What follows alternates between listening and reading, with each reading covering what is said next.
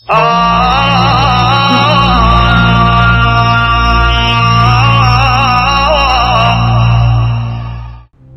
محمد مصطفیٰ صلی اللہ علیہ وآلہ وسلم کے اس دنیا سے پردہ فرما جانے کے بعد کچھ لوگ کہ جن لوگوں کے دلوں پہ اللہ رب العزت نے مہریں لگا دی تھی، وہ لوگ حضرت امام علی بن ابی طالب کی مخالفت کرنے لگے، اور وہ لوگ یہ چاہتے تھے کہ ہم کسی نہ کسی طرح اس علی کو قتل کر کے اس کی حکومت پہ قبضہ کر لیں، اور وہ لوگ یہ سوچتے تھے کہ اگر کسی نہ کسی طرح ہم نے اس علی کو قتل کر کے اس اسلامی حکومت پہ قبضہ کر لیا تو پھر ہمارے لیے اس پورے کے پورے اسلام پہ قبضہ کرنا کوئی مشکل کام نہ ہوگا۔ اسی وجہ سے ان لوگوں نے کہ جن لوگوں کے دلوں پہ اللہ رب العزت نے مہریں لگا دی تھی، ان لوگوں نے 21 رمضان 40 ہجری کو مسجد کوفہ میں حضرت امام علی بن ابی طالب کو شہید کروا دیا۔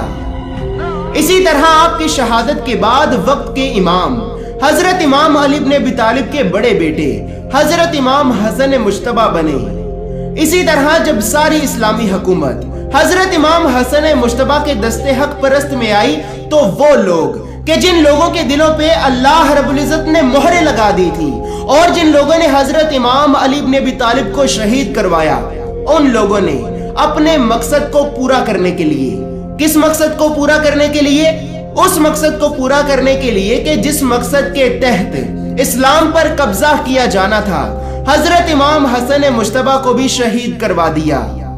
اسی طرح حضرت امام حسن مجتبی کی شہادت کے بعد آپ کے چھوٹے بھائی حضرت امام حسین اس دنیا میں اکیلے اور تنہا رہ گئے۔ حضرت امام حسن مجتبی کی شہادت کے بعد کسی نہ کسی طرح ان لوگوں نے کہ جن لوگوں کے دلوں پہ اللہ رب العزت نے مہریں لگا دی تھی، ان لوگوں نے اسلامی حکومت پہ قبضہ کر لیا۔ جب ان لوگوں نے اسلامی حکومت پر قبضہ کر لیا تو اس وقت کی تمام اسلامی ریاستیں ان لوگوں کے قبضے میں آ گئیں۔ جب یہ تمام اسلامی ریاستیں ان لوگوں کے قبضے میں آ گئیں تو وہ لوگ یہ کہنے لگے کہ کوئی دین نہیں، کوئی رسول نہیں، کوئی کتاب نہیں اور کوئی شریعت نہیں۔ اے لوگو، محمد صلی اللہ علیہ وآلہ وسلم پر کوئی وحی نازل نہیں ہوئی، یہ سب من گھڑت باتیں ہیں اور یہ سب جھوٹ ہے۔ اے لوگو، آج کے بعد وہی دین ہوگا، وہی شریعت ہوگی اور وہی کتاب ہوگی کہ جسے ہم کہیں گے۔ اس کے بعد جب عام مسلمانوں نے یہ سنا تو کچھ لوگ جو واقعی سچے مسلمان تھے، ان لوگوں نے اس حکومت کے خلاف اپنی آواز بلند کی،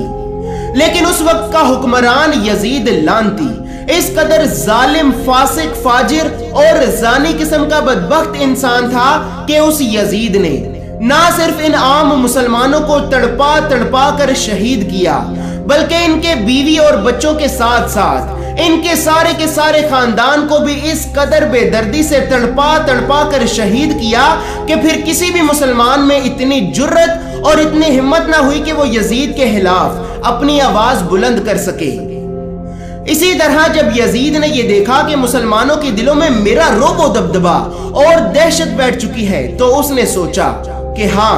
اب میرے پاس وقت ہے، میرے پاس طاقت بھی ہے، حکومت بھی ہے، فوج بھی ہے، اگر اب میں چاہوں تو میں اسلام کا نام و نشان اس دنیا کی صفحہ ہستی سے مٹا سکتا ہوں۔ لیکن اس یزید پلیت کو یہ کیا پتا تھا کہ تمام زمین و آسمان کے خالق و مالک و رازق نے قرآن میں یہ فیصلہ کر دیا کہ آج ہم نے دین اسلام کو تمہارے لیے مکمل کر دیا اور اپنی نعمتیں تمام کر دی اور تمہارے لیے دین اسلام کو پسند کر لیا۔ اگر اس ملعون نے کبھی قرآن پڑھا ہوتا تو اسے پتا چلتا کہ جس دین کو اللہ پسند کر لے تو اس پروردگار کے علاوہ اس پوری کائنات میں کوئی ایسی چیز نہیں جو اس دین کا کچھ بگاڑ سکے۔ خیر، یہ یزید تو اس طرح کا ملعون تھا کہ قرآن پڑھنا تو دور کی بات، اس یزید نے قرآن کو نیزوں پر چڑھا دیا۔ اس کے علاوہ یہ یزید اس طرح کا بدبخت انسان تھا کہ جو ہر وقت کتوں کے ساتھ کھیلتا تھا اور جب دل کرتا تھا اپنی ماں اور پھوپھی کے ساتھ زنا کرتا۔ یہ وہی یزید تھا کہ جس یزید نے سرزمین مکہ مکرمہ میں خانہ کعبہ پر آگ کے پتھروں کی بارش کروائی اور مسجد نبوی میں 3 دن تک اپنے گھوڑے باندھے رکھے और फिर यजीद के हुक्म पर यजीदी फौज ने मदीना मुनव्वरा में 10,000 लड़कियों की इज्जतें लूटी। जब हजरत इमाम हुसैन अलैहिस्सलाम को यजीद की इन हरकतों का इल्म हुआ कि यजीद इस्लाम को तबाह करना चाहता है, तो हजरत इमाम हुसैन अलैहिस्सलाम यजीद को रोकने के लिए 2 मुहर्रम 61 हिजरी को अपने 72 जाननिसारों के साथ सरजमीन करबला में पहुंचे। इसी तरह 7 मुहर्रम को हजरत इमाम हुसैन और आपके काफिले वालों पर पानी बंद कर दिया गया। इसी वजह से 9 मुहर्रम की रात को हजरत इमाम हुसैन ने अपने सारे असहाब को इकट्ठा किया और फिर हजरत अब्बास अलमदार से फरमाया कि ऐ अब्बास, चिराग बुझा दो। जब हजरत मौला अब्बास ने चिराग बुझाया तो हजरत इमाम हुसैन ने अपने असहाब से फरमाया कि ऐ मेरे चाहने वालों, ये जो हजारों की फौज खड़ी है, ये फौज मेरे नाना के दीन की दुश्मन है। इन सबको मेरा खून और मेरा सर चाहिए। ऐ मेरे चाहने वालों, मैं तुम सब पर अपनी हुज्जत तमाम करता हूँ। जाओ, तुम सब अपने अपने घर वापस चले जाओ और तुम्हारी जन्नत का जामिन मैं हूँ। कयामत के दिन मैं खुद अल्लाह से तुम्हें जन्नत और शहादत का रुतबा लेके दूंगा। अगर तुम में से कोई भी वापस जाना चाहता है तो ऐ मेरे चाहने वालों, तुम वापस जा सकते हो। इसी तरह कुछ देर बाद जब हजरत इमाम हुसैन ने चिराग जलाया तो आप क्या देखते हैं कि आपके सब असहाब अपने अपने गले पे तलवार रख के कहते हैं कि ऐ हमारे मौला, हम आपको इस तरह तन्हा छोड़कर कैसे जा सकते हैं। ना हमें जन्नत की कोई लालच है और ना ही हमें अपनी जानों का कोई खौफ है। ऐ हमारे मौला, आप हमें सिर्फ इतना तो बताएं कि जब रोजे महशर आपके नाना हमसे ये पूछेंगे कि तुम मेरे नवासे को अकेले ही छोड़कर चले गए, तो उस वक्त हम आपके नाना को क्या जवाब देंगे। ऐ हमारे मौला, हम आपके लिए अपनी आखिरी सांस तक लड़ेंगे और आप पे अपनी जानें कुर्बान कर देंगे। इसी तरह कुछ देर बाद जब अजान फज्र का वक्त हुआ तो हजरत इमाम हुसैन ने शहजादा अली अकबर से कहा कि ऐ अली अकबर, आजान दो।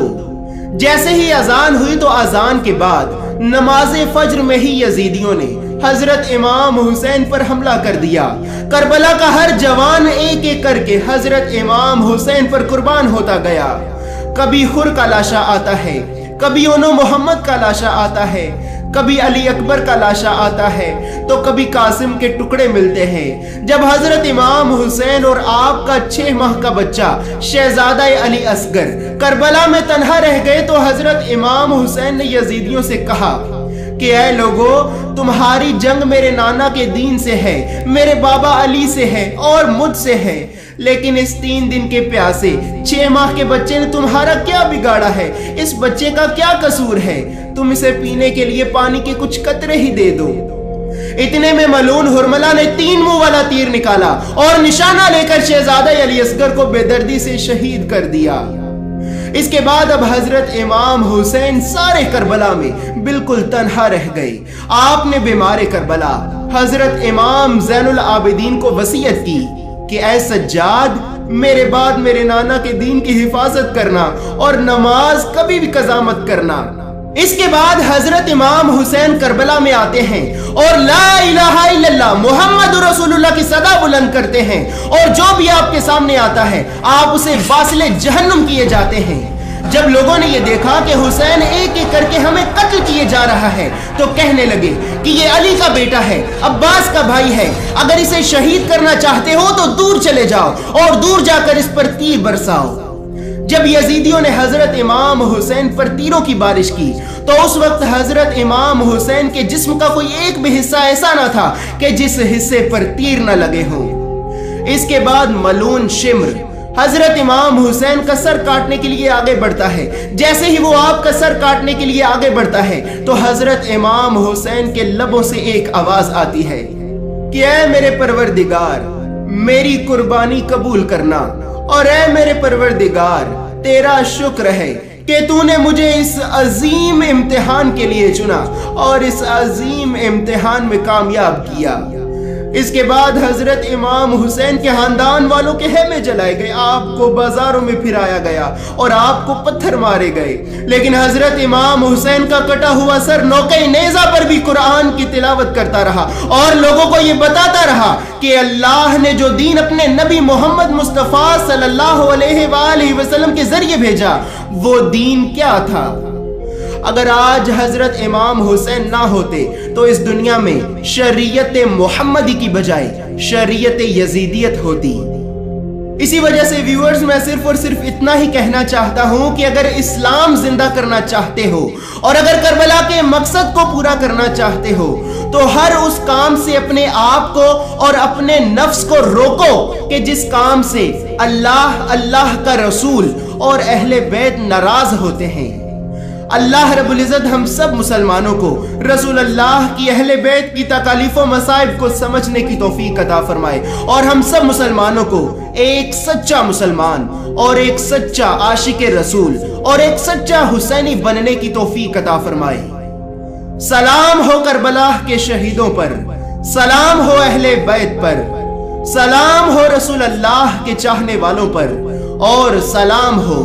شہید کربلا حضرت امام حسین علیہ السلام پر۔